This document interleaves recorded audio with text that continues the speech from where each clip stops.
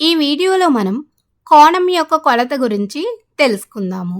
అయితే ఈ కోణం యొక్క కొలతను వృత్తము మరియు వృత్తం యొక్క చాపంను ఉపయోగించి సులభంగా అర్థం చేసుకుందాము. దీన్ని ఇంగ్లీష్లో ఏమంటామంటే angle measurements using circle arcs అంటాము. అయితే ముందుగా కోణము అంటే ఏమిటి? దీన్ని ఇంగ్లీష్లో మనం యాంగిల్ అంటాము. కోణము అంటే రెండు సరళ రేఖలు లేదా కిరణాలు ఒకే ఉమ్మడి బిందువు వద్ద కలిసినప్పుడు ఏర్పడే ఆకారాన్నే కోణము అంటాము. అయితే ఇక్కడ చూడండి, ఇది ఒక కిరణము. దీన్ని మనం ఓఏ అనుకుందాం. అదేవిధంగా మరొక కిరణాన్ని తీసుకుందాం. దీన్ని మనం ఓబి అనుకుందాం. ఈ రెండు కిరణాలు చూడండి ఓ వద్ద కలిశాయి. దీన్నే మనం ఉమ్మడి బిందువు అంటున్నాము. ఈ ఉమ్మడి బిందువు వద్ద చూడండి ఒక ఆకారం అనేది ఏర్పడింది. దీన్నే మనము కోణము అంటాము. అయితే ఇక్కడ ఓ అనేది ఉమ్మడి బిందువు కదా, దీన్ని మనం ఏమంటాము అంటే ఉమ్మడి బిందువును శీర్షము అంటాము. ఇంగ్లీష్లో వర్టెక్స్ అంటాము. అదేవిధంగా ఓఏ కిరణము ఓబి కిరణాలను ఏమంటామంటే భుజాలు అంటాము. దీన్ని ఇంగ్లీష్లో సైడ్స్ ఆర్ ఆర్మ్స్ అంటాము. అయితే ఇప్పుడు ఓ వద్ద ఒక కోణం అనేది ఏర్పడింది కదా, అయితే కోణాన్ని ఏ విధంగా రాస్తాము అంటే చూడండి, కోణం ఓ, ఈ విధంగా మనం కోణం ఉంది అని రాస్తాము.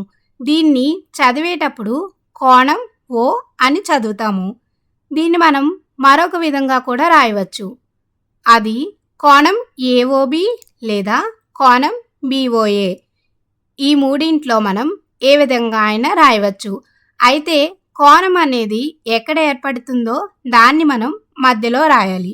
అంటే చూడండి, ఏఓబి లేదా బిఓఏ, ఈ విధంగా మనం మధ్యలో రాయాలి.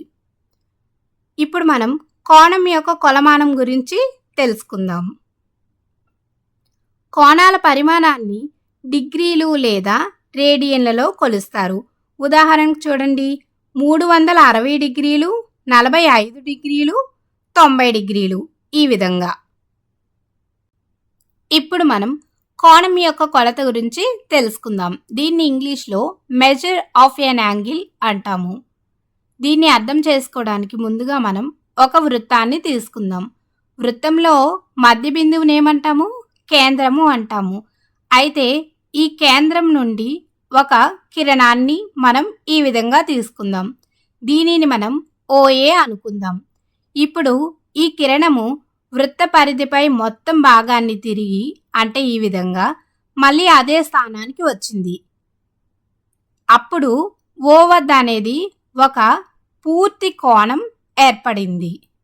ఎందుకంటే అది ఎక్కడ ఉందో అక్కడ నుంచి తిరిగి మళ్ళీ అదే స్థానానికి వచ్చింది. ఇప్పుడు ఓ వద్ద మనకు పూర్తి కోణం ఏర్పడింది కదా, ఇటువంటి కోణాన్ని ఏమంటామంటే సంపూర్ణ కోణము అంటాము.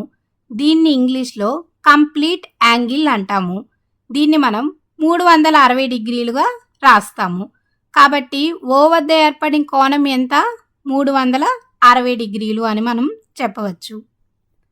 అయితే సంపూర్ణ కోణం అనేది 360 డిగ్రీలు మాత్రమే ఎందుకు? వేరే ఏ సంఖ్య అయినా ఉండొచ్చు కదా, అంటే 100 డిగ్రీలు అవ్వచ్చు కదా, లేదంటే మరేదైనా సంఖ్య అవ్వచ్చు కదా, 360 డిగ్రీలే ఎందుకు? ఎప్పుడైనా అనిపించిందా? డౌట్ వచ్చిందా? అయితే ఇప్పుడు మనం దాని గురించి ఒకసారి చూద్దాం. ఇప్పుడు ఒక వృత్తాన్ని తీసుకుందాం. వృత్తం మధ్యలో చూడండి, దీన్ని ఏమంటాం మనం? సూర్యుడు. సూర్యుని చుట్టూ ఎవరు తిరుగుతారు? భూమి.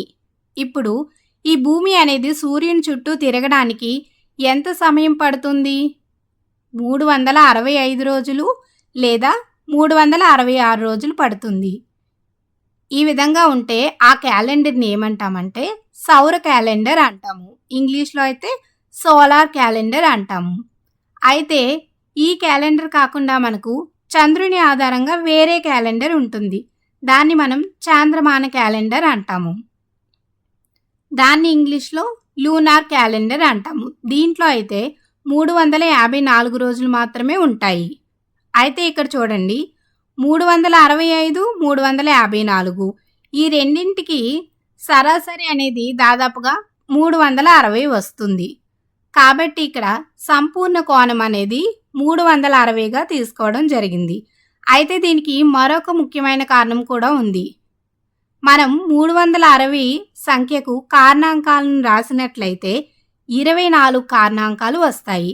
ఏ సంఖ్యకు కూడా మనకు అన్ని కారణాంకాలు అనేవి రావు. కాబట్టి అది కూడా ఒక కారణం. అందుకే సంపూర్ణ కోణం అనేది 360 డిగ్రీలుగా తీసుకోవడం జరిగింది. అయితే ఇక్కడ ఒకసారి చూడండి, ఓఏ కిరణము ఓబి కిరణము కలిసి ఓ వద్ద ఒక కోణాన్ని ఏర్పరిచాయి. అయితే మరి ఈ కోణం ఎంత అని అడిగితే మనం ఏ విధంగా చెప్తాము? దాన్ని ఇప్పుడు మనం చూద్దాము. ఇప్పుడు ఒక వృత్తాన్ని తీసుకుందాం. ఈ వృత్తంలో మధ్య బిందువుని ఏమంటాము? కేంద్రము అంటాం కదా. ఈ కేంద్రం వద్ద ఇప్పుడు మనం తీసుకున్న కోణము అంటే శీర్షము ఓ అనేది ఈ కేంద్రం వద్ద వచ్చే విధంగా మనం ఈ విధంగా తీసుకుందాం.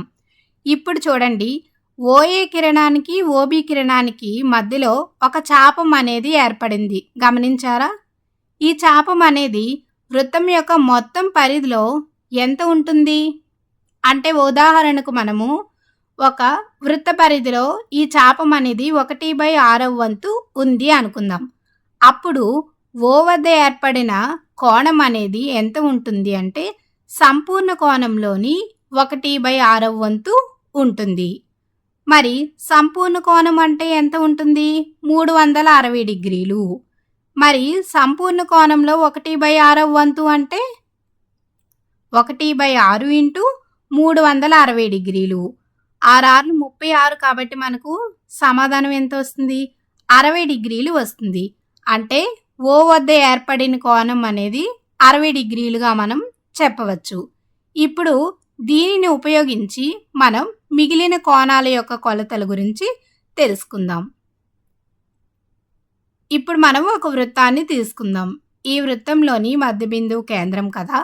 దీని నుంచి ఈ కేంద్రంను మనం ఓ అనుకుందాం. ఇప్పుడు ఒక కిరణాన్ని ఈ విధంగా తీసుకున్నాం. మరొక కిరణాన్ని మనము ఈ విధంగా తీసుకున్నాం. ఇప్పుడు చూడండి, ఓఏ మరియు ఓబి కిరణాల మధ్య ఒక చాపం అనేది ఏర్పడింది. ఈ చాపము వృత్త పరిధిలోని సరిగ్గా ఎంత భాగం ఉంటుంది అంటే 25 భాగం ఉంటుంది. దీన్ని మనం వృత్త పరిధిలో 1/4 వంతుగా రాసుకోవచ్చా? రాసుకోవచ్చు. మరి వృత్త పరిధిలోని 1/4 వంతు అయినప్పుడు ఓ వద్ద ఏర్పడిన కోణం ఏమవుతుంది అంటే, సంపూర్ణ కోణంలోని 1/4 వంతు అవుతుంది. సంపూర్ణ కోణం అంటే మనకు ఏం తెలుసు? 360 డిగ్రీలు అని తెలుసు. మరి సంపూర్ణ కోణంలో 1/4 వంతు అంటే 1/4 ఇంటూ 360 డిగ్రీలు అవుతుంది. 4 9లు 36 కాబట్టి ఇక్కడ మనకు 90 డిగ్రీలు వస్తుంది. అంటే ఓ వద్ద ఏర్పడిన కోణం ఎంత? 90 డిగ్రీలు. అంటే ఈ విధంగా ఏర్పడిన కోణం. ఇప్పుడు చూడండి, ఈ కోణం అనేది ఒక ఎల్ ఆకారంలో ఉంది. ఈ విధంగా ఏర్పడిన కోణాన్ని మనం ఏమంటాము అంటే లంబ కోణము అంటాము. ఇంగ్లీష్లో రైట్ యాంగిల్ అంటాము. ఇది సరిగ్గా 90 డిగ్రీలు ఉంటుంది. అటువంటి కోణాన్ని మనం లంబ కోణము అంటాము. ఇప్పుడు మనం ఒక వృత్తాన్ని తీసుకుందాము. దీన్ని మనం కేంద్రం అంటాం కదా. అయితే ఒక కిరణాన్ని మనం ఈ విధంగా తీసుకుందాం. ఇప్పుడు మరొక కిరణాన్ని మనం ఈ విధంగా తీసుకున్నట్లయితే, ఇప్పుడు చూడండి, ఓఏ కిరణానికి మరియు ఓబి కిరణానికి మధ్యలో ఒక చాపం ఏర్పడింది. అయితే ఈ చాపం అనేది వృత్త పరిధిలో ఎంత భాగం ఉంటుంది అంటే, వృత్త పరిధిలో సరిగ్గా సగం ఉంది కదా, అంటే 1/2 వంతు. అప్పుడు కేంద్రం అంటే ఓ వద్ద ఏర్పడిన కోణం ఎంత అవుతుంది? ఇది కూడా సంపూర్ణ కోణంలోని 1/2 వంతు అవుతుంది. మరి సంపూర్ణ కోణం అంటే 360 డిగ్రీలు అని మనకు తెలుసు. మరి సంపూర్ణ కోణంలో 1/2 వంతు అంటే 1/2 ఇంటూ 360 డిగ్రీలు. 2 18లు 36 అవుతుంది. కాబట్టి ఇక్కడ మనకు సమాధానం ఎంత వస్తుంది? 180 డిగ్రీలు వస్తుంది. అంటే ఇటువంటి కోణం, ఇది చూడండి, ఒక సరళ రేఖ మాదిరి ఉంది. కాబట్టి దీన్ని మనం ఏ కోణం అనవచ్చు అంటే సరళ కోణము అనవచ్చు. దీన్ని ఇంగ్లీష్లో మనం స్ట్రైట్ యాంగిల్ అంటాము. ఇది సరిగ్గా 180 డిగ్రీలు ఉంటుంది. ఇప్పుడు ఒక వృత్తాన్ని తీసుకుందాం. ఈ వృత్తంలోని మధ్య బిందువు కేంద్రం అవుతుంది కదా. అయితే ఒక కిరణాన్ని ఈ విధంగా తీసుకుందాం. ఇది ఓఏ. మరొక కిరణాన్ని మనం ఈ విధంగా తీసుకున్నట్లయితే ఇప్పుడు చూడండి, ఓఏ కిరణానికి ఓబీ కిరణానికి మధ్య ఒక చాపం అనేది ఏర్పడింది. ఇది సరిగ్గా వృత్త పరిధిలో ఎంత భాగం అనేది ఆవరించి ఉంది అంటే వృత్త పరిధిలో 3/4 వంతు ఉంది. మరి ఓ వద్ద ఏర్పడిన కోణం ఏమవుతుంది? ఇది కూడా సంపూర్ణ కోణంలోని 3/4 వంతు అవుతుంది.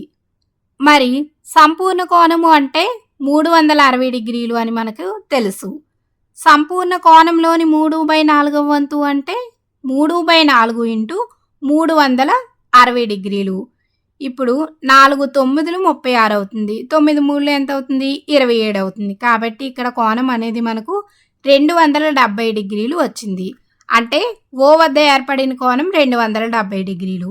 ఇప్పుడు చూడండి, ఇటువంటి కోణాన్ని ఏమంటాము అంటే పరావర్తన కోణము అంటాము. ఇంగ్లీష్లో రిఫ్లెక్స్ యాంగిల్ అంటాము. ఈ కోణం అనేది చూడండి 180 డిగ్రీల నుంచి 360 డిగ్రీల మధ్యలో ఉంటుంది. అంటే వీటి మధ్యలో వచ్చిన ఎటువంటి కోణం అయినా సరే మనం దాన్ని పరావర్తన కోణము అని అంటాము. ఇప్పుడు 270 అనేది 180 మరియు 360 మధ్యలో ఉంది కాబట్టి ఈ 270 డిగ్రీలను మనం పరావర్తన కోణము అంటున్నాము.